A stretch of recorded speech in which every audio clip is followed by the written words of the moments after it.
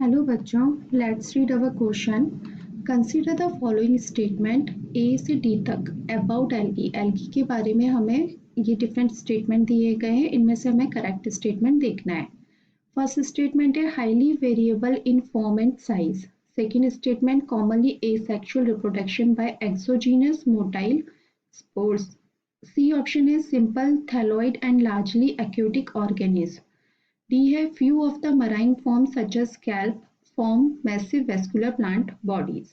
तो ये आपके ऑप्शन है, ये स्टेटमेंट है. तो हमें स्टेटमेंट्स पहले देख लेते हैं सारे. तो इसका जो की कंसेप्ट है, हमें किसके बारे में बताया है? एल्गी के बारे में बताया है. तो उसका की कंसेप्ट क्या हो गया? एल्गी हो गया. तो हम एक एक स्टेटमेंट देख के बात कर लेते हैं. जो ए स्टेटमेंट है वो क्या बोल रहा है? Highly variable in form and size. तो ये बिल्कुल सही है कि एल्गी जो होती है वेरिएबल होते हैं इसका साइज और फॉर्म में. तो ये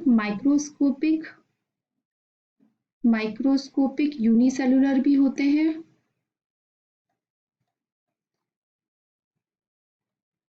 ओके, जैसे कि क्लेमाइडोमोनास.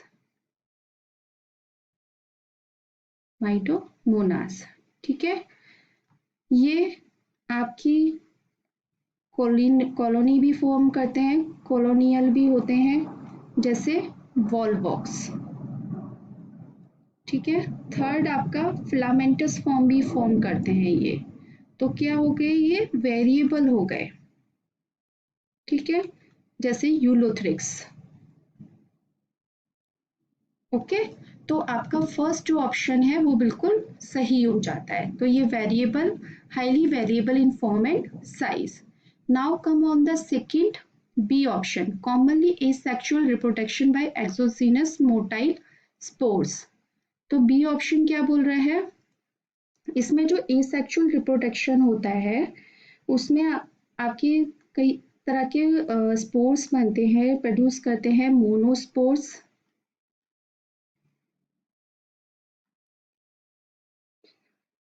एल्पेनोस्पोर्स,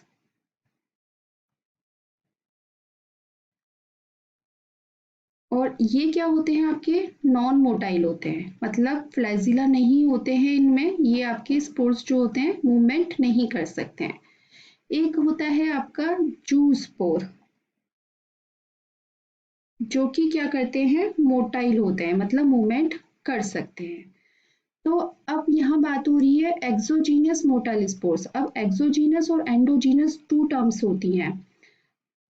एक्सोजीनियस एंडोजीनियस जो होती हैं, जब इसमें आपके जो स्पोर होते हैं, spore produced inside in sporangia. तो क्या होगा? वो इनसाइड हो रहा है तो एंडोजीनस. ठीक है. और अगर इनसाइड की जगह क्या होगा? बाहर की तरफ होगा, मतलब बाहर टर्मिनल एंड्स पर होगा. ठीक है, तो वो क्या कहलाएगा? एक्सोजीनस. तो ये जो है, ये बात आपकी अलग हो गई.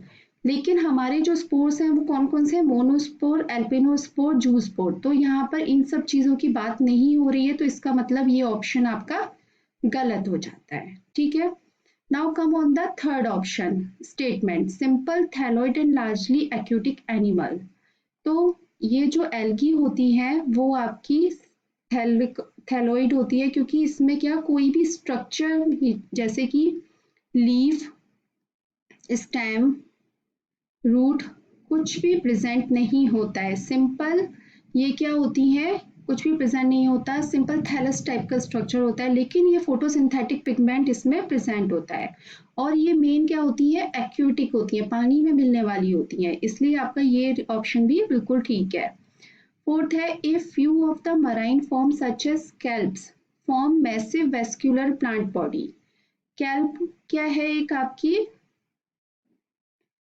एल्गी है जो कि कहाँ मिलती है? इसको हम ब्राउन एल्गी भी बोलते हैं. ओके. जो कहाँ मिलती है? आपके मरीन वाटर में, मीन्स समुद्र वगैरह में मिलती होगी, मरीन वाटर में मिलती है। ये यहाँ क्या करती है, एक मैसिव प्लांट बॉडी बना लेती है, मैसिव प्लांट बॉडी बना लेती है, जिसको कि आप क्या नेक्ड आइज से भी देख सकते हो, इतना बड़ा होता है। जो कि इससे कई जो होते हैं आपकी फिशेज और जो बाकी मराइन एनिमल्स होते हैं वो क्या लेते हैं, शेल्टर और फूड, शेल्टर एंड फूड, इससे मैसिव बॉडी प्लांट से ये लेते हैं। ओके, तो मैसिव बॉडी प्लांट इनको क्या प्रोवाइड कराता है, फूड और शेल्टर भी प्रोवाइड कराता है। तो हम कह सकते हैं कि जो ये कैल्प और जो ब्राउन एल्गी है वो क्या बनाती है, massive form such as kelp form massive vascular plant bodies. तो ये ऑप्शन आपका बिल्कुल ठीक है। तो आपका जो रॉन्ग ऑप्शन है वो कौन सा है, सिर्फ बी, मीन्स ए सी और डी आपके ठीक है। ओनली डी इज इनकरेक्ट, ये गलत है। ओनली सी इज इनकरेक्ट, ये भी गलत है। ए सी डी आर करेक्ट, तो ये आपका ऑप्शन बिल्कुल सही है। हमारा ए सी और डी ही ठीक है, ऑल स्टेटमेंट आर करेक्ट, ये गलत है। तो आपका जो आंसर बनता है वो बनता है ऑप्शन सी। आई होप आपको ये आंसर समझ में आया होगा। Thank you so much.